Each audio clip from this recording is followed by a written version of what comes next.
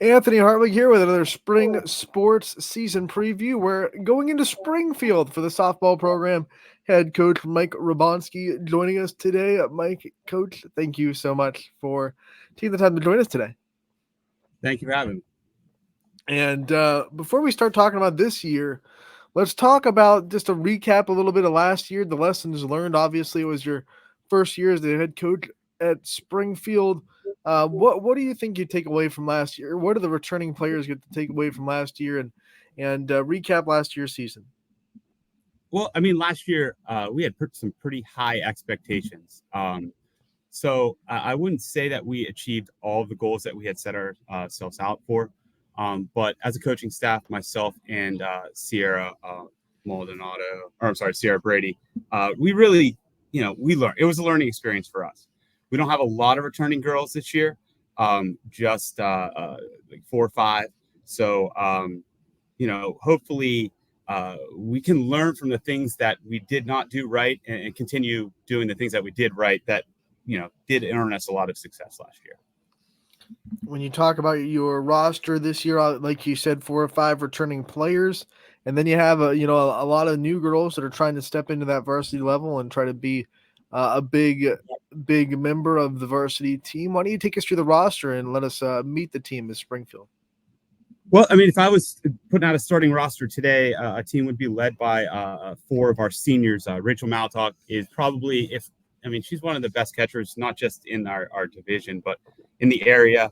Senior leader. She's going to be a 4-year letter winner. Not just a leader like on the field, but at practice, she's sometimes I'll put her over there and she'll be coaching third base for us. She's just an invaluable tool because we're so young this year. I split the team up the other day and I said, here, overclassmen over here, underclassmen over there. And there was 16 underclassmen and 6 upperclassmen. So, having girls like Rachel and then Zoe Douglas and Mariah Jones. Mariah Jones is a 2-year letter winner. She's going to be our starting third baseman this year. First time ever playing that position. Another when Mariah leaves this team, I will miss having her on the team. She is just a wonderful person to coach. Zoe Douglas, she's going to be a utility player for us, play all kinds of different positions. And last but not least would be our senior Nevaeh Cruz, starting left fielder. If Nevaeh Cruz played for any other team in this area, she would have started for 4 years. But she was behind like JC Mullen last year, who's one of the better athletes in Springfield history, and kept working at it. And that's like, if you were going to ask me a name that's gonna pop this year, it would be Nevaeh Cruz. If I was going to continue going on with my lineup, I have Olivia Allen. She's a junior, a 3-year letter winner coming into this year now. If you ask me other than Nevaeh, who's going to pop this year, it would be Olivia. No one has worked harder. No one is put more work in the off season than her. She is hitting and working every single day. Just one of my favorite people to work with. She will be an all-conference player one day in this year or next. I promise you that. Hannah Stouffer is our starting second baseman. Again, she'll be a 3-year letter winner. Another girl that just puts the work in all summer. She's a multiple sports, all-state in soccer. She is going to be very, very good. And I'm going to rely on the 6 people that I just mentioned to you that hopefully will lead the younger girls on this roster. Coach, I think the big question for everyone outside the program when they look at Springfield this year is inside the circle. Hallie McCullough did so much for you guys in her career at pitching. Now she graduates, moves on. What does it look like inside the circle for Springfield this year? Well, Hallie McCullough is something that's like a once in a lifetime thing for me to coach. So, unfortunately, Springfield had a little bit of a lull in the younger girls playing. So we're getting a lot of girls just back into the game here in the high school. Every day, throughout the year, I'm out in the hallways, saying, hey, come play softball, come try it out. So we have 2 girls, Caitlin Blankenship, who's a sophomore. She is going to be our number one pitcher. She'll get the circle game one against Louisville on Saturday. She has been working for 2 years for this moment. She doesn't take it lightly. She's like top 5 in the class in grade. She is, the number one. She's just an all-around kid that it works hard at everything she does. And if I had to, take a choice on my team, who's going to work the hardest and who's going to try the most, it would be her. So that's why she's going to be out there. We have Adrina Koskalevsky, who is our freshman pitcher, who will be like our number 2. Another girl that since January has been going and working twice a week at this, and she's going to be really good in the future. But we're really inexperienced. No one has pitched an inning yet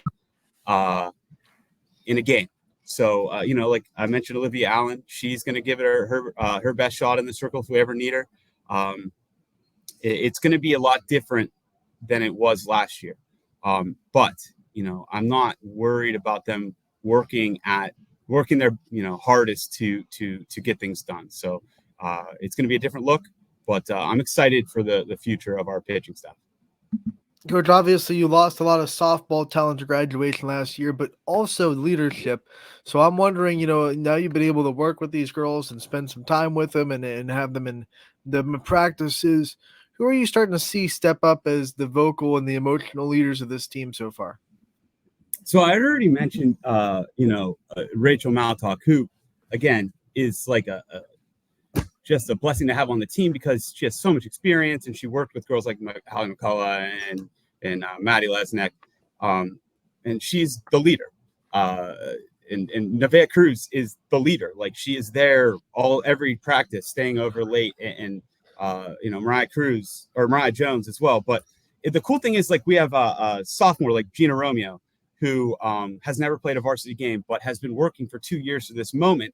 And for example, yesterday she stayed over with the JV and helped with the girls. And I didn't even know. And I look over and there she is, working with a freshman and showing her a drill, on a tee. So do we have a leader on the varsity? Yeah, we have our seniors that are gonna really push us along. But then the cool thing is on this team is we have a sophomore like Gina Romeo that is helping out the girls that are below her. I'm lucky to have such a big team that just cares and wants to make each other better. There's no infighting. It's just like, hey, I can help you do this. Can you help me do this? Coach, can I stay late and help with the JV? And that is something that I didn't really expect when I became a coach. Let's talk about your schedule this year. Obviously, that MVAC Scarlet tier, you found out last year, it's one of the most competitive leagues in the whole area. I think you have 5 teams that can have a legitimate shot at winning it this year. Jackson, Milton, Middle Ridge, McDonald, you guys, Western Reserve's in there too. I mean, what's it like going through it? What do you expect out of it this year? And, what do you expect out of the league this year? Well, your goal when you come in every year is to win the league, right? So I wouldn't say that, we're a young team, again, 16 underclassmen out of 22. We're going to be starting a lot of underclassmen this year, but the league's competitive, and I think that's awesome. It doesn't matter if I'm playing Waterloo on Monday, and then at the end of the week we're playing McDonald, and then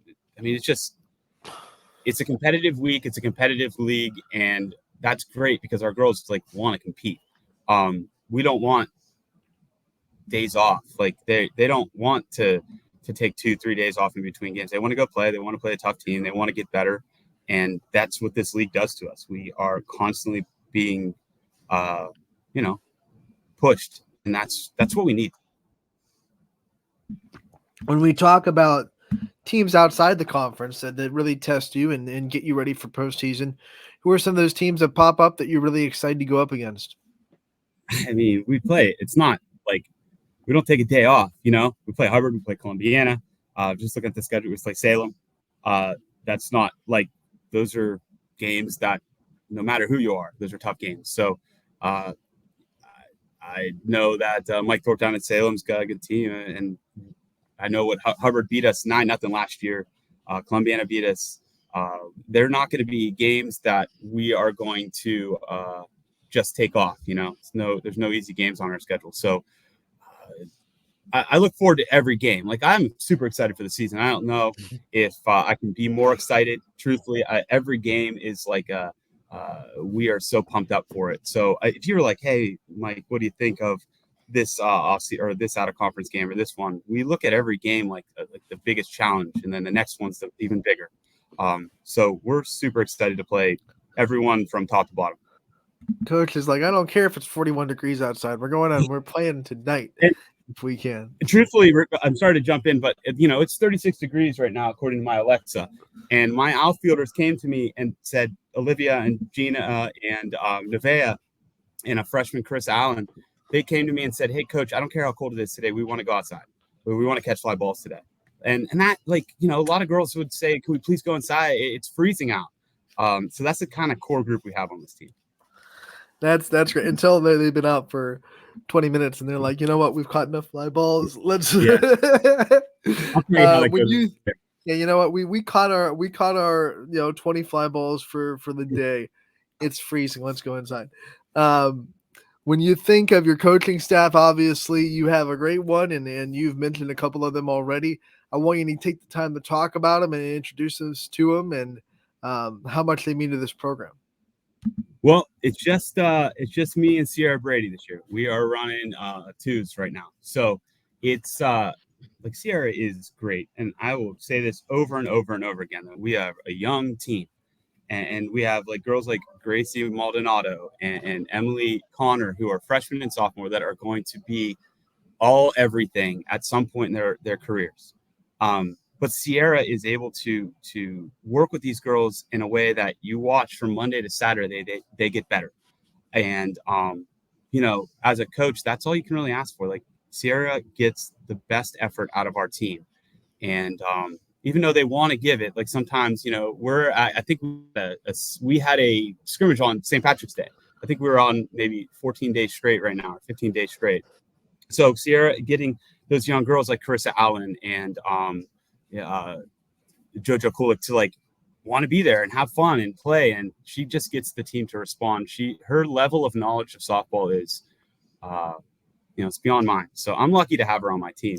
I couldn't ask for somebody else on my coaching staff. Couldn't ask. We work so well together. Couldn't ask for something else. Second year of coaching is usually when you start to see your ideas for the program start to take mold, and your culture is more and more into the program. Now in year two, talk about just what you see out of how much you want the program to be and how you want the program to keep taking steps as you keep coaching. Well, you cover Springfield. Springfield wins. The girls basketball team is a game away from state again, and they go to state. And the football team is always competitive and winning the league and making state appearances. And the boys basketball team wins the league. So we want to do that. I want to compete for the league every year. And my team this year knows that. And we have a 1 year, a 2 year, a 3 year, a 4 year, a 5 year plan that we want. And Sierra and I believe that we can compete very soon. I want to, we want to compete for the league every year. We want to win games, and we want to be one of those teams here at the school that is, getting walkthroughs and having pep rallies for and whatnot. That's our goal. We want to win games, and we want to win a lot of them. Coach, we believe that Springfield is right there, and we can't wait to watch them this season. Get out there and cover you guys. We wish you the best of luck. We want to thank you for joining us as well and giving us a good preview of the season. And we know that we'll see you out there against Lowville's first game on Saturday. Oh, I mean, super excited for that game. Lowville is they beat us last year, and you don't forget losses. So it's good to get out there and play a team that beats you in the first game. We're excited for it. The girls want to play, and hopefully the weather holds off. Nothing like trying to get revenge in day one to get you fired up, right? I don't want to call it revenge, but I just want to get out there and play a team that beat us. That's all. A little friendly revenge, Coach. Not the mean spirited revenge, but you said revenge. I did not. Yeah. I'll take it. I'll take the credit for that, Coach. Thank you again. We'll see you real soon. Yeah, buddy. Thank you very much.